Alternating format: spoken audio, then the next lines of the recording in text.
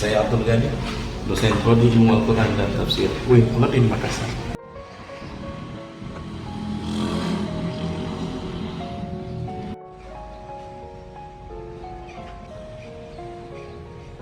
Bismillahirrahmanirrahim. Assalamualaikum warahmatullahi wabarakatuh. Waalaikumsalam warahmatullahi wabarakatuh. Bagaimana kabarnya semua? Alhamdulillah. Kita ulang kita dulu. Apa kabar? 3 juz pasti bisa lewat bawah. Oke, baik. Jadi seperti biasa, kita akan memulai pembelajaran kita pada hari ini dengan mencari keberkahan dari Allah. Itu dengan memulai dengan membaca Doa. kita mungkin hari ini kepada Ustaz Irham dulu. Terhadap Ustaz Irham sini mungkin bisa dipimpin teman-temannya untuk membuka baca doa, membuka perkuliahan kita. Silahkan. Bismillahirrahmanirrahim. Sebelum memulai pelajaran ini, mari kita berdoa dengan membaca suratul Fatihah. Berdoa dimulai. Berdoa selesai. Baik. Jadi hari ini kita akan membahas salah satu materi kita di ilmu Al-Quran. Apa materi kita itu ialah Makkiyah dan Madaniyah. Ada yang pernah dengar kata Makkiyah dan Madaniyah sebelumnya? Pernah? Siapa yang mau berikan tanggapannya terkait Makkiyah dan Madaniyah? Ya, silakan. Makkiyah dan Madaniyah itu ada 3 pendapat. Yang pertama secara objektivitas, yaitu diturunkan kepada penduduk Mekah, dan Makkiyah untuk penduduk Mekah, sedangkan Madaniyah ayat-ayat yang diturunkan untuk penduduk Madinah. Secara temporal, yaitu periode, Makkiyah diturunkan sebelum periode hijrah, kemudian Madaniyah diturunkan setelah periode hijrah. Sedangkan yang ketiga secara geografis, yaitu Makkiyah diturunkan di wilayah Mekah dan Madaniyah diturunkan di wilayah Madinah. Oke, baik. Jadi sepertinya teman-teman ini sudah banyak membaca terkait Makkiyah dan Madaniyah ini ya. Ini sudah ada gambaran tentang apa itu sebetulnya Makkiyah dan Madaniyah. Oke. Jadi kita akan lihat apa itu Makkiyah dan Madaniyah. Oke, jadi tolong perhatikan ke slide kita. Kita akan membahas tentang Makkiyah dan Madaniyah. Jadi seperti tadi yang disampaikan bahwa Makkiyah Madaniyah terkait dengan apa tadi? Dia adalah ayat yang turun sebelum hijrah dan ayat yang turun setelah hijrah. Seperti yang maka tadi sudah dilengkapi dengan temannya ya, sudah dijelaskan sampai 3 bentuknya pengertian Makkiyah dan Madaniyah. Kalau gitu kita lihat langsung apakah betul seperti itu atau masih ada yang perlu diperbaiki. Oke, jadi definisinya tentu seperti tadi. Jadi memang ulama kita banyak berbicara tentang apa itu Makkiyah dan Madaniyah sebetulnya. Sudah banyak sangat berbicara.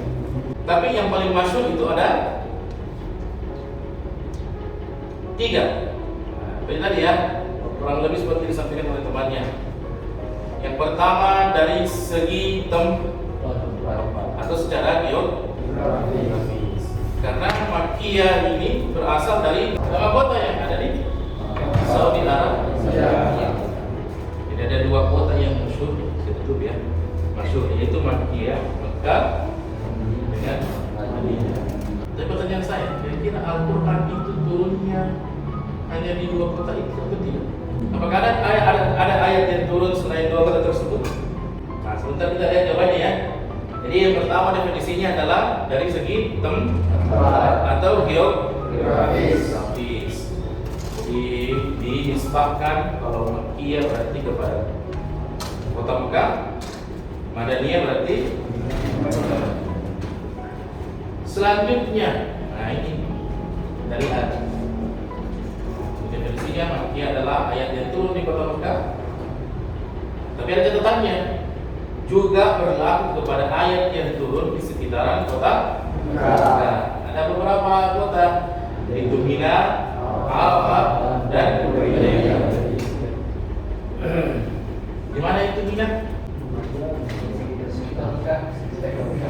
Biasanya kalau ibadah haji orang apa yang dilakukan di Mina?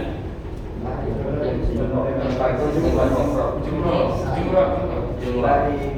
Kalau di Arafah, wukuf di Arafah. Kalau Hudaybiyah, apa yang terlintas di ingatannya kalau Hudaybiyah? Perang Hudaybiyah. Atau bahkan yang paling masyhur adalah perjanjian Hudaybiyah.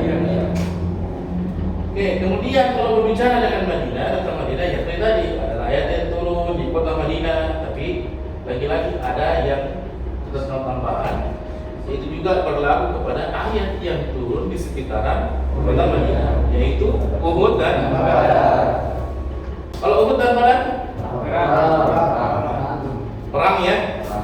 Kalau saya mau tanya, di antara dua perang ini yang mana yang menang, yang mana kalah? Uhud. Coba satu orang dulu. Kalau di Uhud apa? Kemenangan atau kekalahan? Kekalahan. Gara-gara apa? Ada yang tidak mengikuti apa yang mereka langgar itu? Meninggalkan tempatnya karena tergiur kata ghanimah. Kalau ibadat ya, baik. Terima kasih. Selanjutnya khitabah. Tahu khitabahnya? Berarti kepada siapa itu dituju?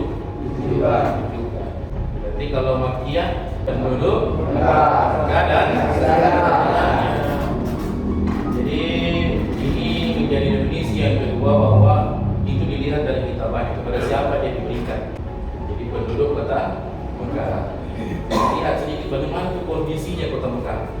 Di berikut ini adalah gambaran kota Mekah yang begitu luar biasa. Jadi inilah gambaran kota Mekah. Ini gambaran yang sekarang, tapi kalau yang dulu tentu jauh lebih berbeda dibandingkan dengan sekarang. Kemudian Madaniyah, apa itu Madaniyah? Berarti ayat yang turun kepada sekitarnya. Nah ini gambaran kota Madinah. Oke baik. Yang ketiga, tadi apa tadi disebut tadi? Periode. Jadi periode adalah persoalan waktu.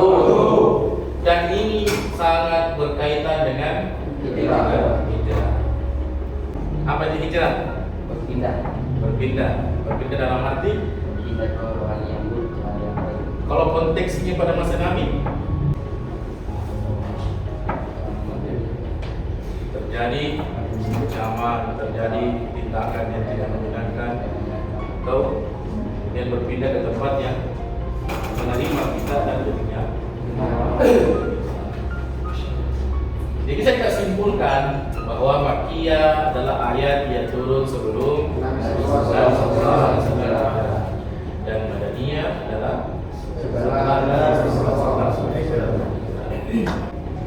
Oke, selanjutnya kita akan berbicara apa ciri-cirinya Makkiyah dan Madaniyah. Apa ciri-cirinya Makkiyah, apa ciri-cirinya Madaniyah? Yang pertama kita lihat dulu ke Makkiyah. Apa ciri-cirinya Makkiyah? Yang pertama ada terdapat lafaz kata di sebagian besar atau seluruh ayatnya. Ada yang bisa berikan contohnya yang ada katakanlah. Coba katakan.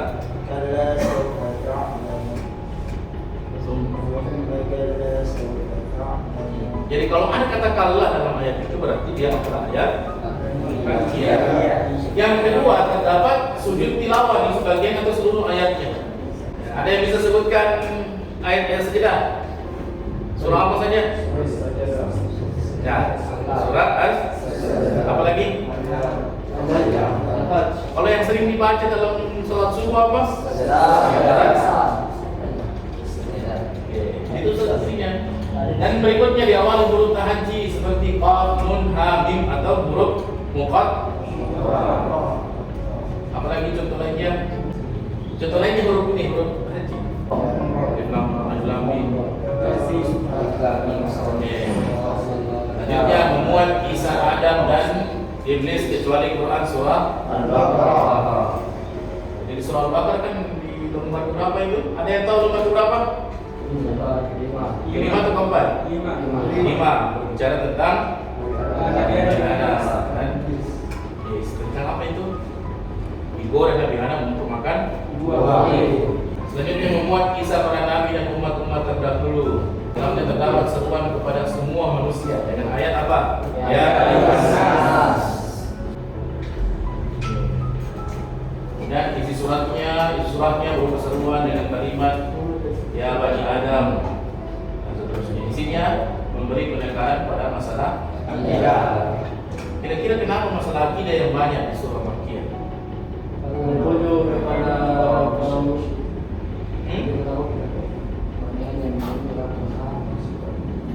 Jadi ini bukan persoalan mereka musyrik atau tidak, tapi karena memang ayat Makkiyah turun di awal datangnya Islam kepada penduduk kota Makkah. Disinilah indahnya Islam itu, bentuk toleransinya Islam. Tidak langsung mentang-mentang Islam itu benar, kemudian memberikan begitu banyak langsung ajaran kepada umat Islam, tapi perlahan yang diberikan dulu karena mereka adalah orang-orang yang tidak yakin dulu kepada Allah. Maka kebanyakan ayat yang turun berkaitan dengan akidah. Contoh yang paling utama apa tentang akidah? Kalau kita kaitkan dengan ciri yang terakhir, ayatnya pendek, surah apa itu? Ikhlas. Nah, coba dibaca.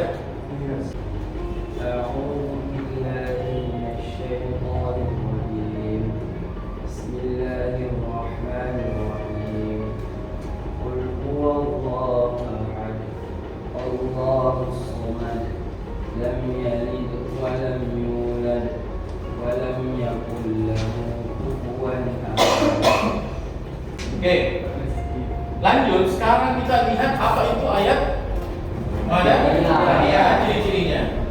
Ya kurang lebih sama dengan tadi. Kebalikannya. Kalau tadi ayat Makkiyah ya ayuhan nas ialah kepada orang seluruh manusia, kalau Madaniyah lebih kepada ya ayyuhalladzina amanu. Tadi karena sudah orang-orang belum beriman, maka seruannya kepada seluruh manusia untuk beriman. Sekarang orang di Madaniyah ini dianggap orang yang sudah beriman, maka seruannya kepada orang-orang yang beriman. Jadi berikutnya terhadap hukum faraid, wudu, qisas dan jihad. Sudah ada tentang jihad. Dan menurut teman-teman, jihad itu sebetulnya apa? Apa itu jihad? Jihad fi sabilillah. Tapi mestikah dengan perang semua? Tidak ya? Sekarang teman Anda jihad dengan apa? Ini kita berada di lembaga pendidikan mahasiswa itu jihad ya. Di umur Anda yang seharusnya sudah pakai teknologi luar biasa, harus adaptasi dengan teknologi itu. Seharusnya sudah bebas pulang buana, tapi harus mondok kembali. Itu adalah bentuk jihad. Ini ayatnya banyak menyebut kalimat orang-orang munafik. Apa itu orang munafik? Oke, membuat bantahan terhadap ahli kitab dan tidak sekali. Baik. Dan ciri yang terakhir ayatnya. Oke, untuk memastikan Anda paham, kita akan bagi dua kelompok. Jadi kelompoknya kelompok Makkiyah dan kelompok Madaniyah. Kita ambil ini tengahnya menjadi batasan, yang sebelah kanan saya Makkiyah, sebelah kiri saya Madaniyah. Oke, silakan.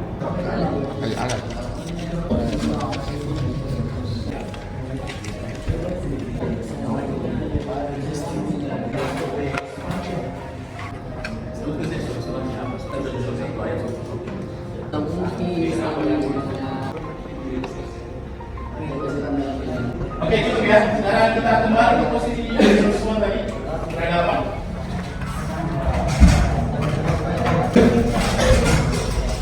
Sudah ada perwakilan dari kelompok Makkiyah? Sudah. Siapa? Oke. Kelompok Madaniyah siapa? Oke. Karena Makkiyah disebut duluan, jadi kita pegang dulu kepada kelompok Makkiyah. Silakan. Baik. Bismillahirrahmanirrahim. Assalamualaikum warahmatullahi wabarakatuh. Waalaikumsalam warahmatullahi wabarakatuh. Saya dari perwakilan kelompok Makkiyah ingin menjelaskan salah satu surah yang termasuk ke dalam surah Makkiyah, yaitu surah Al-Alaq. A'udzu billahi minasy syaithanir rajim. Bismillahirrahmanirrahim. Iqra' bismi rabbika kalladzi qala. Surah Al-Alaq ini termasuk dalam surah Makkiyah karena yang pertama isinya itu mengenai akidah. Kemudian yang kedua ayatnya itu pendek-pendek.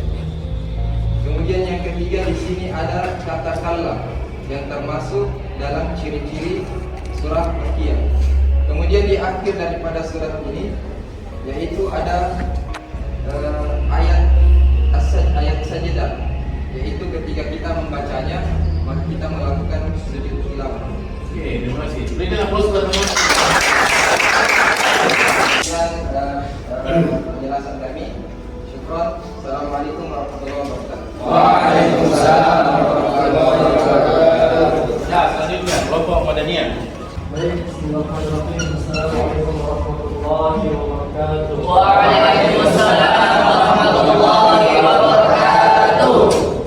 Saya dari perwakilan kelompok Madaniyah akan membacakan dan menjelaskan ayat-ayat, salah satu ayat Madaniyah, yakni pada surah Al-Baqarah ayat 178. A'udzu billahi minasyaitonir rajim. Ya ayyuhalladzina amanu kutiba 'alaikumul qisasu fil qatla al-hurru bil hurri wal 'abdu bil 'abdi wal untha bil untha faman 'ufiya lahu min akhihi shay'un fattiba'un bil ma'ruf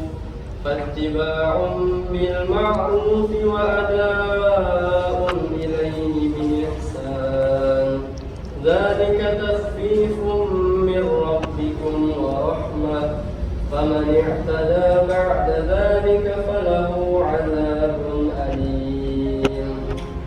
Subhanallahul Azim. Jadi ayat ini kenapa termasuk ayat Madaniyah? Yang pertama karena ayat ini diawali dengan kalimat ya ayyuhalladzina amanu. Kedua, ayat ini termasuk ayat yang panjang.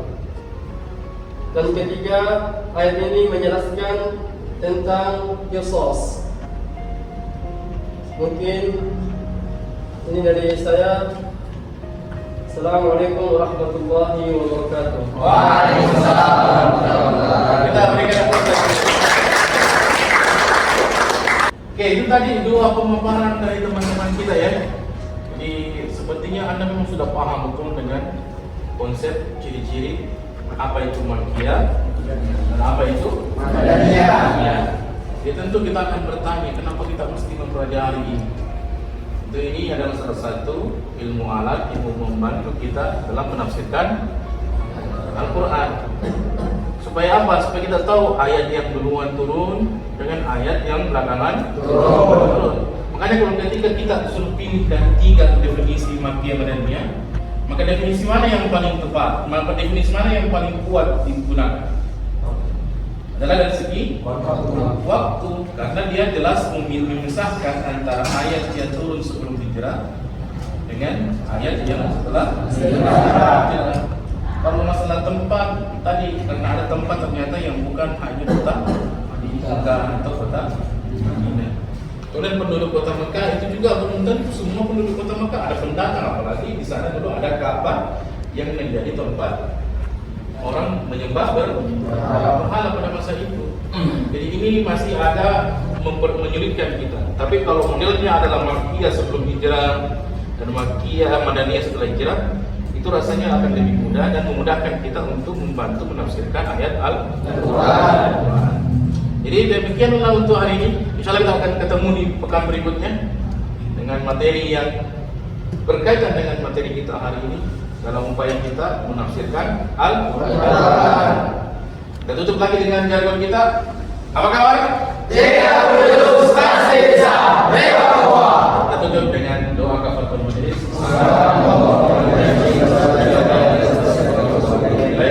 Assalamualaikum warahmatullahi wabarakatuh.